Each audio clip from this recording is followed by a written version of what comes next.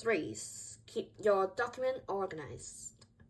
One of the most useful things you can do before placement is getting your documents organized. You'll be handling various papers, and trust me, you don't want to lose anything important. So far, my best ways to keep documents handy: you can use pocket files, display folder, or wallet file, whichever suits your style. So this helps you carry different performer, note, blank paper, stationery with you. Personally, I use wallet file, so you can separate them and even can put stationery inside. It's really useful for paper-based hospital where you need to fill out lots of forms. So when you are organized, it looks so much professional and also time-saving.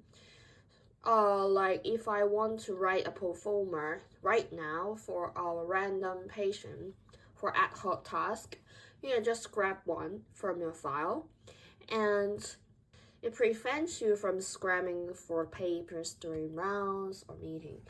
So personally, I think it really helps for me. Tip 4.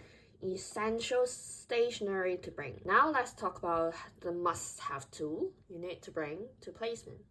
These small things can make a big difference in your daily work. First, black ink pen. Hospital basically require all medical notes to be written in black ink for legal documentation, so make sure you always have few extra.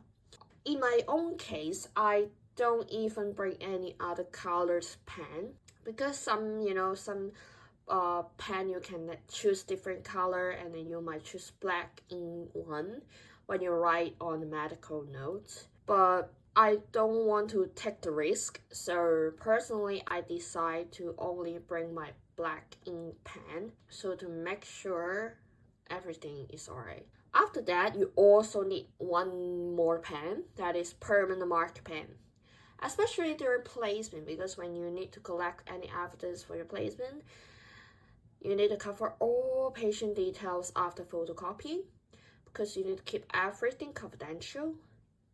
That is regardless of the school rules or hospital rules, this is a legal and ethical requirement. So you need to be really mindful for that.